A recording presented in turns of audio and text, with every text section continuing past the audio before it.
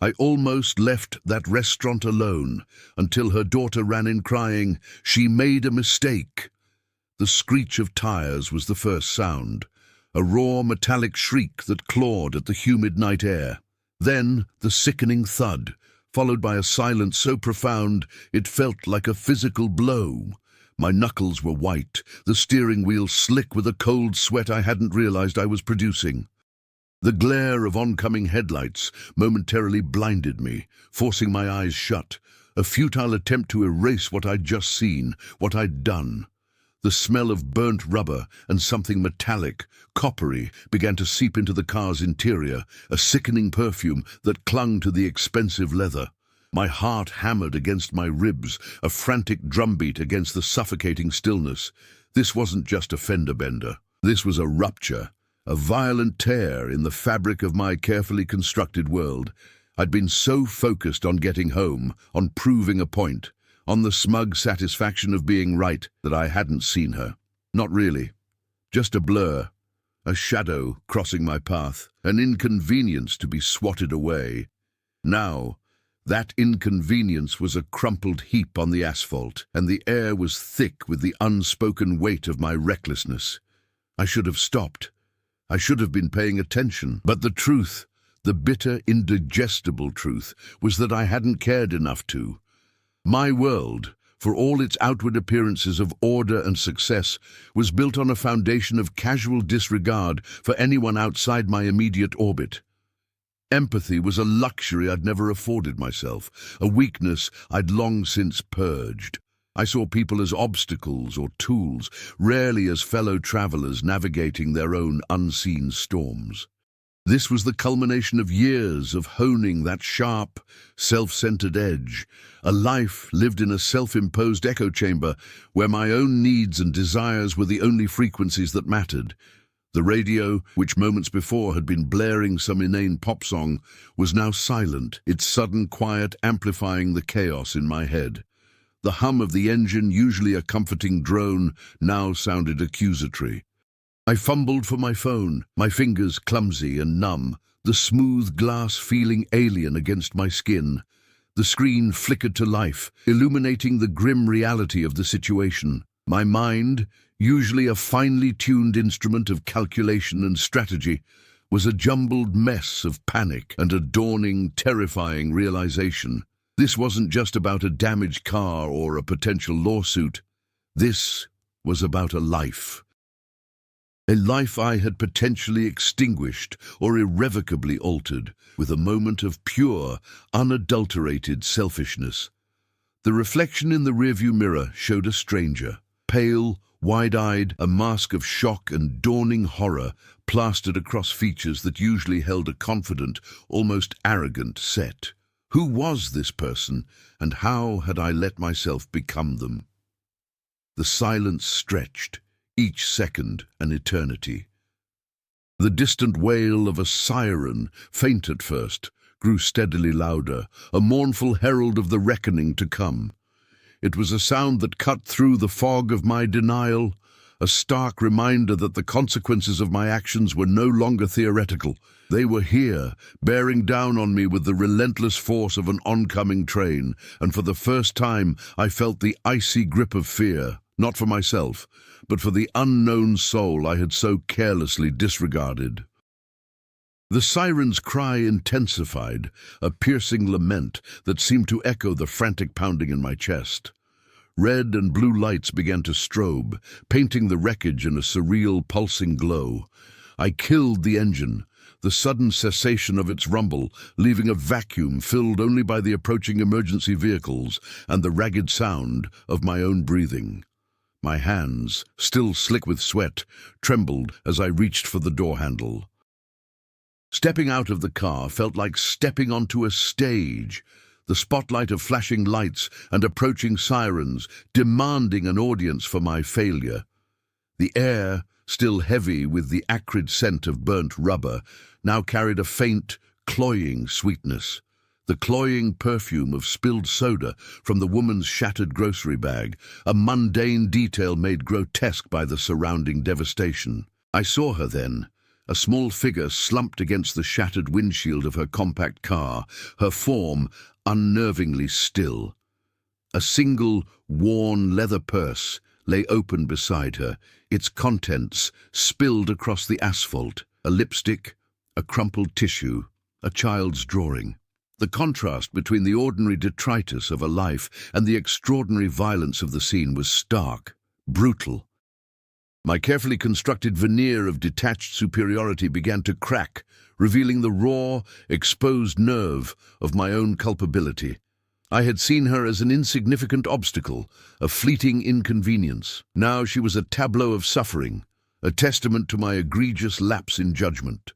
The flashing lights illuminated the pooling darkness beneath her, a stark, undeniable testament to the severity of the impact. My gut twisted, a nauseous lurch that had nothing to do with the spilled soda.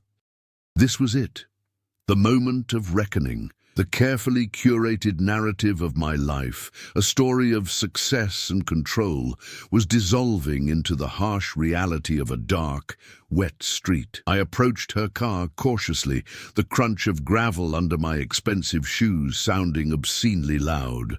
Her eyes were closed, her face pale and drawn, a thin trickle of blood tracing a path from her temple down her cheek.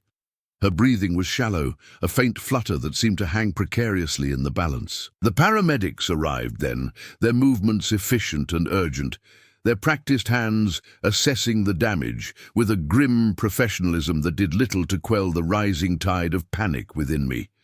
They worked with a quiet intensity, their voices low and focused, a stark contrast to the cacophony of sirens and my own internal turmoil. I stood a few feet away, a useless, horrified spectator to the unfolding tragedy I had authored. I wanted to speak, to offer an apology, a plea for forgiveness, but the words caught in my throat, choked by a sudden, overwhelming wave of shame. My actions, born of impatience and a profound lack of consideration, had led to this broken woman, this shattered car, this terrifying uncertainty. The weight of it pressed down on me, crushing the air from my lungs. My usual composure, the shield I wore so effortlessly, had been shattered along with her windshield. Beneath it, I was just a man, flawed and terrified, staring into the abyss of his own making.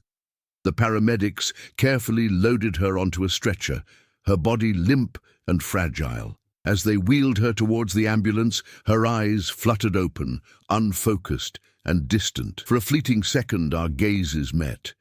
There was no anger, no accusation, just a profound, weary sadness that pierced me more deeply than any shouted curse ever could. It was a look that saw straight through my carefully constructed facade to the hollow core of my callousness. That look, more than the flashing lights or the wailing sirens, was the true beginning of my undoing. The ambulance doors hissed shut, sealing her away, and the flashing lights, which had seemed so all-consuming moments before, began to recede, their urgent pulse fading into the quiet hum of the still night. The officers, their faces impassive, were meticulously documenting the scene, their questions a low drone that barely registered. I answered them robotically, my voice a hollow echo of its usual confident tone. The words felt foreign, disconnected from the swirling vortex of guilt and regret that had taken root inside me. They asked about my speed, my reaction time, my awareness of the road.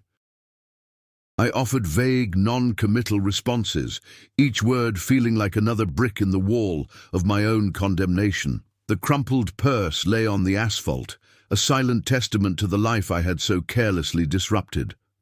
A small, folded piece of paper had fallen out, a child's drawing, rendered in vibrant, albeit smudged, crayon.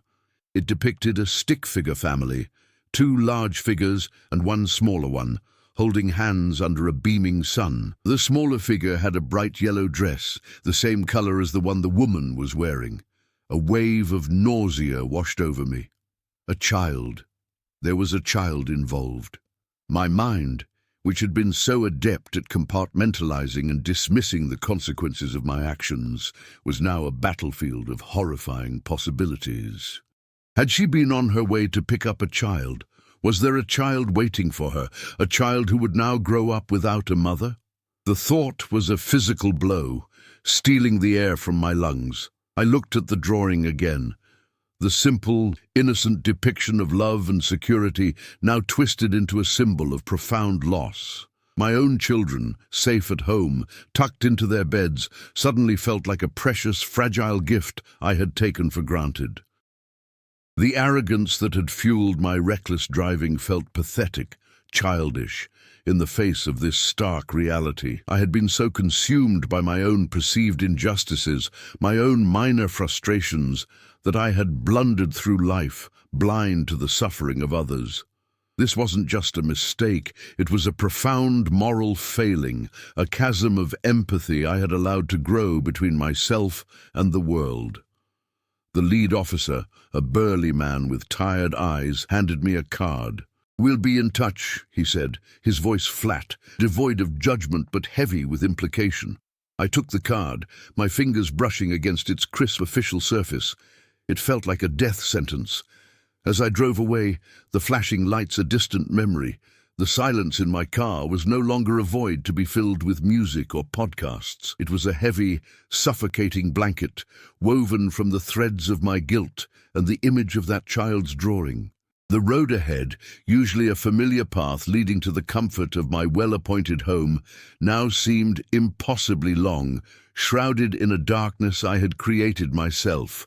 Every street lamp, every passing car felt like an accusation.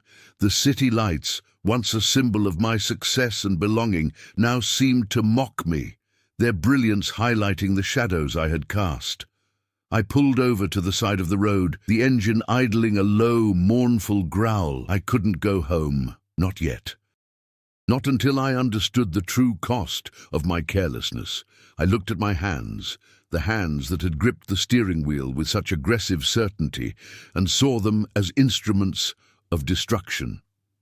The reflection in the rearview mirror showed a man stripped bare, his carefully constructed identity crumbling around him. The smug satisfaction I usually carried was replaced by a gnawing emptiness, a profound sense of shame that settled deep in my bones. This was not the end of a minor inconvenience. This was the beginning of a long, arduous journey, a descent into the wreckage of my own making, with no guarantee of ever finding my way back to the light. The hours that followed blurred into a disorienting haze of police station interviews, phone calls to my lawyer, and the agonizing wait for news.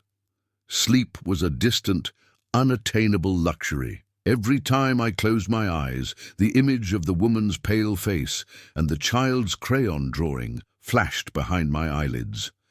The sterile, fluorescent lights of the precinct seemed to amplify my guilt, etching every detail of my reckless actions into my memory. My lawyer, a man whose practiced calm did little to soothe my internal turmoil, spoke of insurance, legal ramifications, and the long, drawn-out process ahead. His words were a distant murmur, the legal jargon a meaningless soundtrack to the relentless drumbeat of my own self-recrimination. He spoke of mitigating circumstances, of driver error on her part, of the possibility of a plea bargain, but none of it mattered. The details of the accident, the legal jargon, the potential outcomes, they were all just noise, obscuring the fundamental truth of my culpability. I had been careless, arrogant, and utterly lacking in empathy. The drawn drawing, clutched tightly in my hand even now, felt like a brand, a constant reminder of the innocent life I had so carelessly endangered. The woman's name, I learned later, was Sarah. She had a daughter, Lily, the artist of the crayon masterpiece. Lily was 6 years old. 6. The number hung in the air, heavy and suffocating.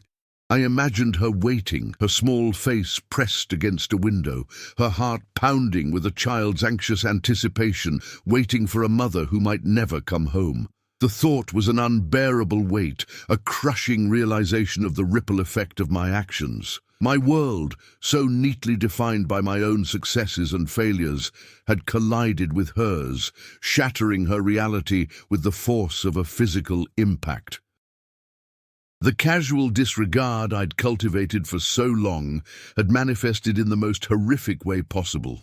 The smug certainty that had always guided my decisions was replaced by a profound, unsettling doubt. Had I ever truly seen anyone before? Had I ever considered the impact of my words, my actions on anyone other than myself? The answer, I knew with a chilling certainty, was no. My life had been a monologue, and I had been so engrossed in my own performance that I had failed to notice the silent suffering of the audience, the sterile smell of the police station, the flickering fluorescent lights, the impassive faces of the officers. It all served as a stark backdrop to my internal implosion. The carefully constructed edifice of my identity, built on a foundation of privilege and self-importance, was crumbling, revealing the hollow core beneath. I was not the successful, in-control man I presented to the world. I was a reckless, selfish individual who had narrowly avoided becoming a killer. The concept of redemption felt impossibly distant, a shimmering mirage in the vast desert of my guilt. How could I ever atone for such a profound failure of humanity? How could I possibly earn forgiveness when I hadn't even earned my own?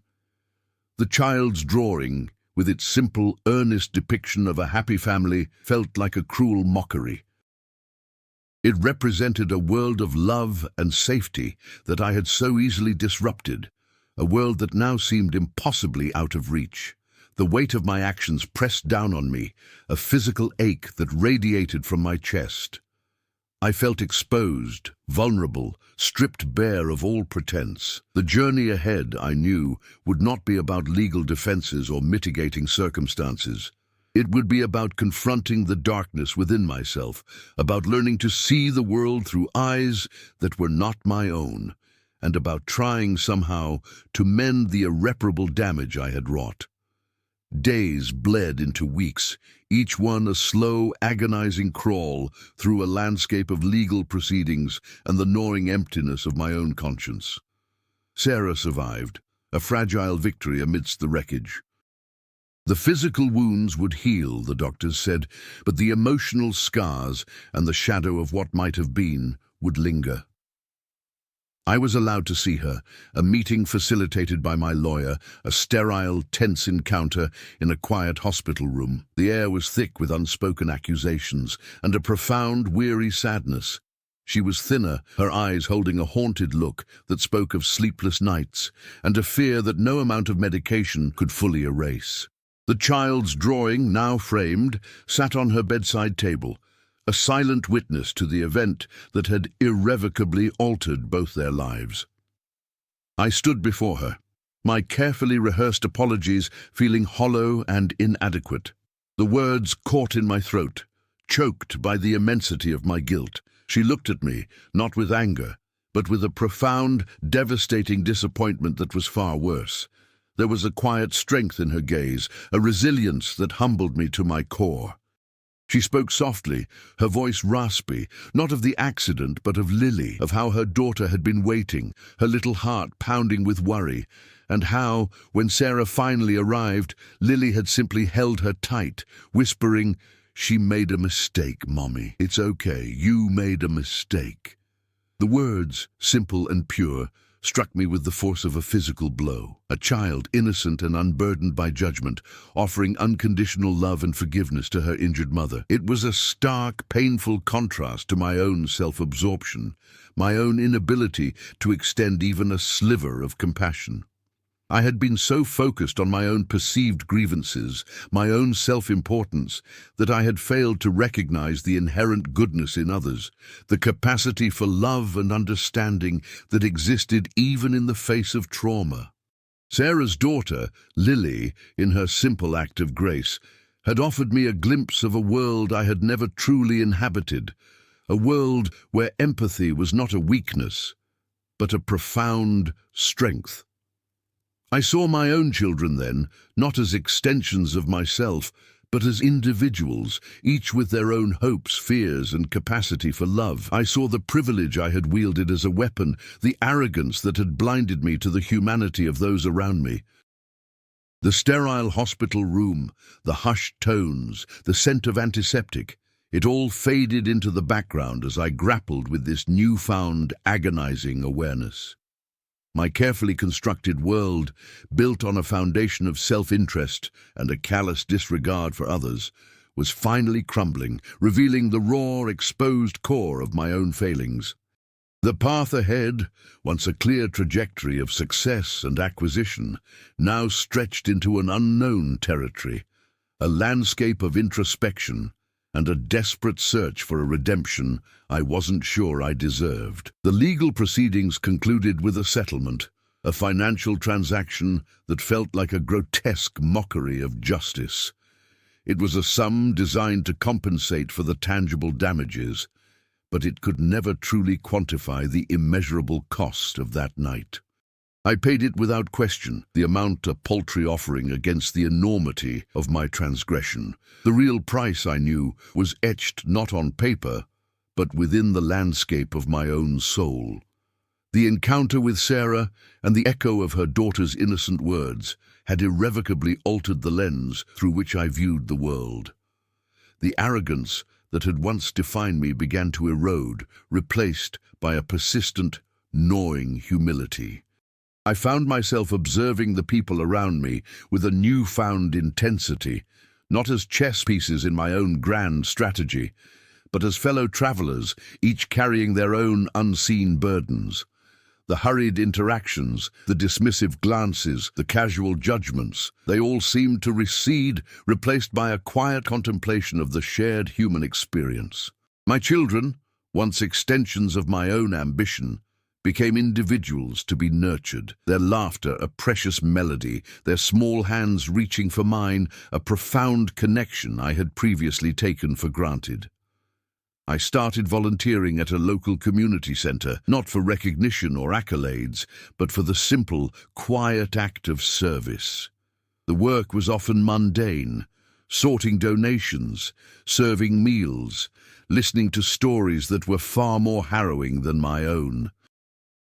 But in the shared silence, in the simple gesture of a warm meal or a listening ear, I found a measure of solace, a faint glimmer of the empathy I had so long denied. I saw the resilience in the eyes of those who had faced far greater hardships than I, their quiet dignity a stark contrast to my own privileged anguish. The sterile white walls of the hospital room, the framed crayon drawing, Sarah's weary gaze, these were the indelible markers of my awakening. They were the constant, silent reminders of the night I had almost left the restaurant alone, the night a child's innocent words had shattered my carefully constructed world and forced me to confront the man I had become. The journey was far from over. The scars remained, a permanent testament to my past. But for the first time, the path ahead didn't feel like a solitary, self-serving pursuit. It felt in its quiet, unassuming way like a shared road, traveled with a deeper understanding, a more profound connection, and a quiet, persistent hope for a redemption I was finally willing to earn.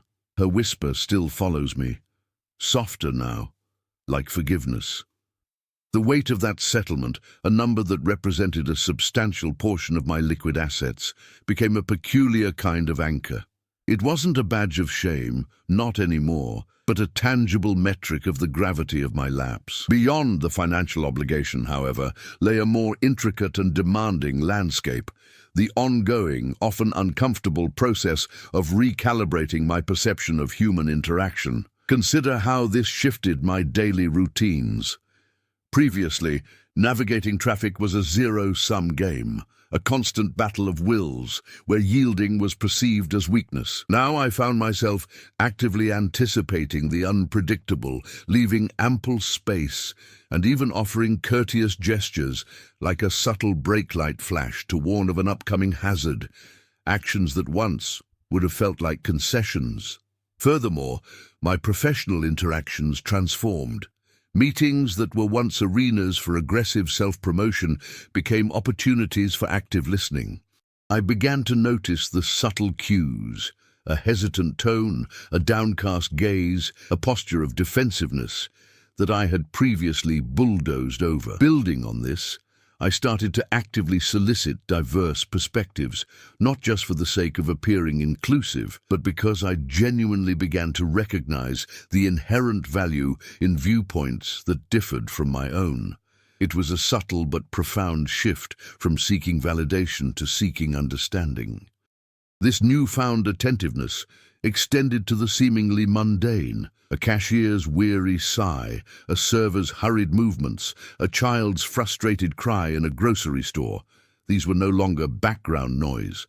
They were individual narratives, fleeting glimpses into lives lived with their own unique set of challenges and triumphs.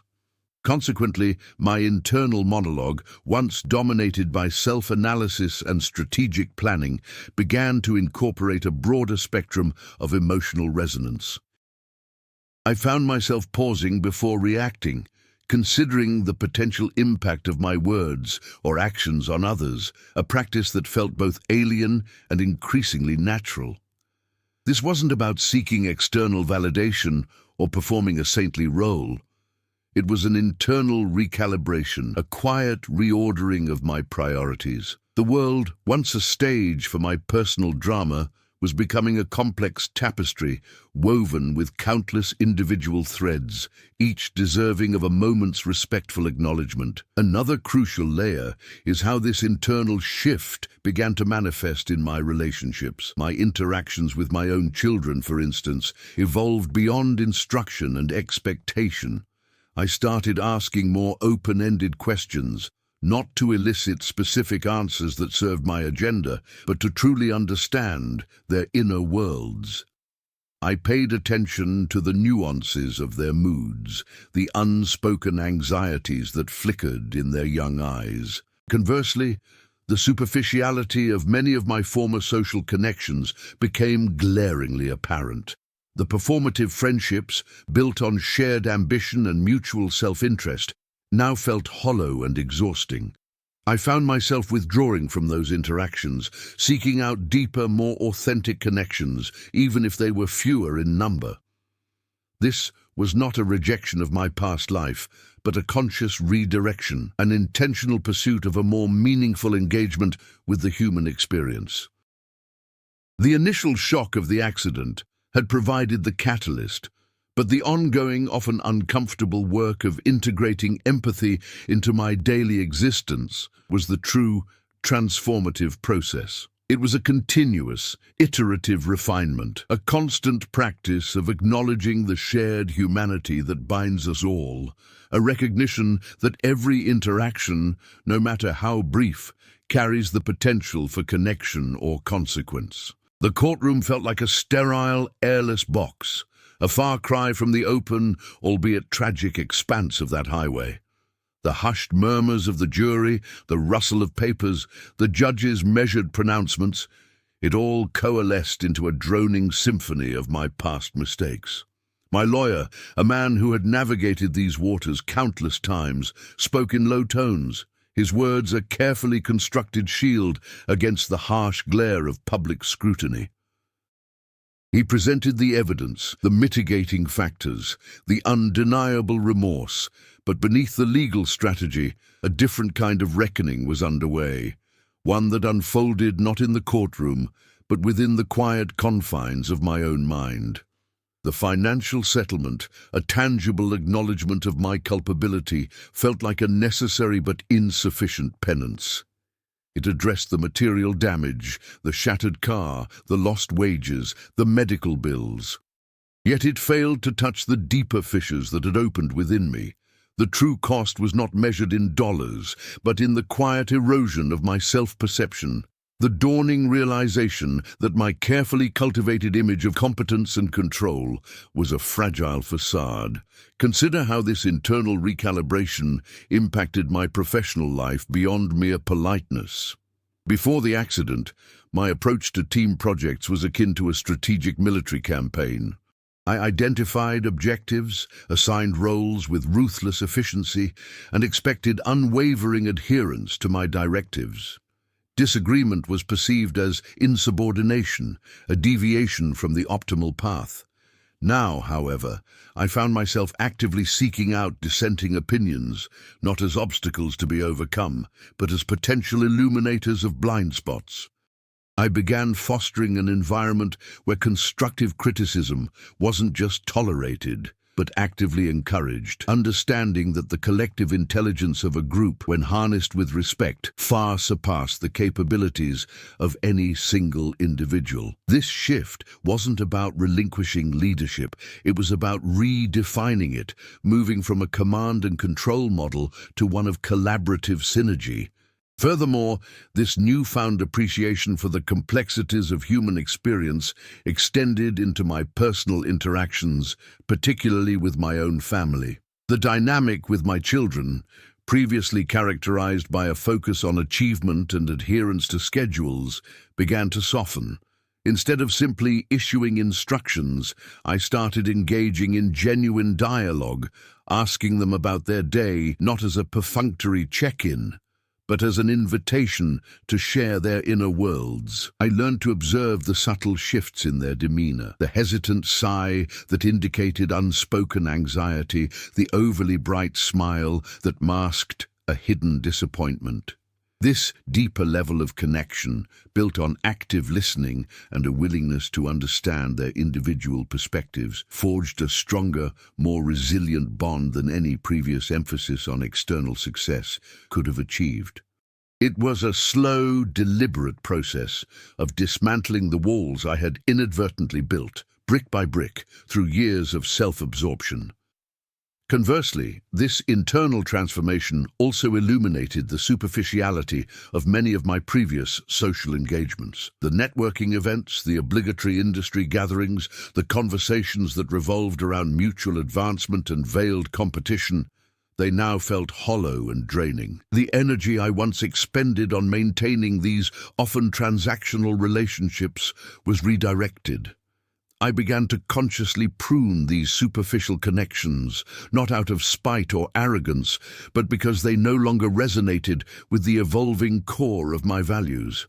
This wasn't an act of social isolation, but rather a deliberate curation of my environment, seeking out individuals and interactions that fostered genuine connection and mutual respect, rather than superficial camaraderie. The court date, while a grim necessity, served as a stark external validation of an internal shift that had already begun. It was the final punctuation mark on a chapter of profound self-discovery, a transition from a monologue of self-importance to a more attuned, empathetic dialogue with the world around me. The aftermath of the legal proceedings offered a stark, almost clinical detachment from the raw emotional turmoil that had preceded it. The financial settlement, while substantial, felt like a bureaucratic footnote to a deeply personal crisis.